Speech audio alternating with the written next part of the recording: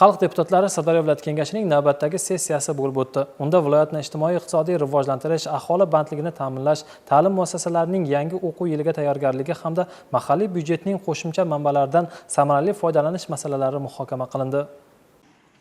Sessiya kun tartibidan viloyat hududlarida qo'shimcha zaxira va imkoniyatlarni safarbar etish, aholi bandligini ta'minlash, kasbiy ta'lim tashkilotlari hamda umumta'lim maktablarining yangi o'quv yiliga tayyorgarlik holati, shuningdek, mahalliy byudjetning qo'shimcha manbalari hisobidan mablag' ajratish bilan bog'liq masalalar o'rin oldi. Dastlab aql markazi tomonidan tuman va shaharlarda mavjud qo'shimcha zaxira va imkoniyatlarni ishga solish bo'yicha ishlab chiqilgan yo'l xaritalari muhokama qilindi. Mazkur hujjatlarda hududlarning iqtisodiy salohiyatidan samarali foydalanish, yangi imkoniyatlarni ishga solish hamda aholi farovonligini oshirishga qaratilgan vazifalar belgilangan.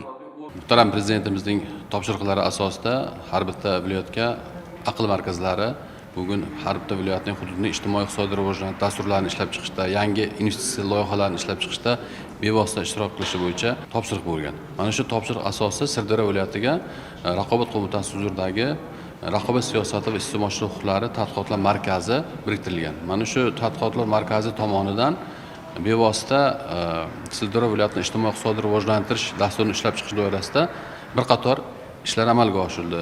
Bugun o'sha 104 ta loyiha ishlab chiqilib, xalq deputatlari, demak, kengashiga taqdim qilindi. Bu asosiy o'sha xalq deputatlari kengashiga taqdim qilish masalasi aql markazlari, hokimlik, xalq deputatlari tamoyili asosida olib borilib turib, bugun kengash tomonidan muhokamaga qilinib turib, muhokama ishlari to'liqligicha o'sha deputatlarga taqdim qilindi. Xalq deputatlari kengashi tomonidan bular qo'llab-quvvatlandi hamda loyihalarni istiqbolda amalga oshirish masalasi belgilab olindi.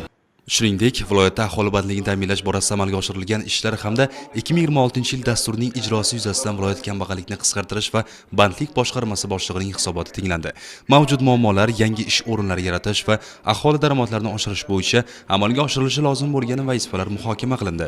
Sessiyada 2026-2027 o'quv yiliga kasbiy ta'lim tashkilotlari hamda umumta'lim maktablarining tayyorgarlik holati ham atroflicha ko'rib chiqildi. Mas'ullar tomonidan ta'lim muassasalarida yaratilayotgan sharoitlar, ta'mirlash ishlari, moddiy texnik bazani mustahkamlash hamda yangi o'quv yilini munosib boshlash bo'yicha amalga oshirilayotgan ishlar haqida axborot berildi.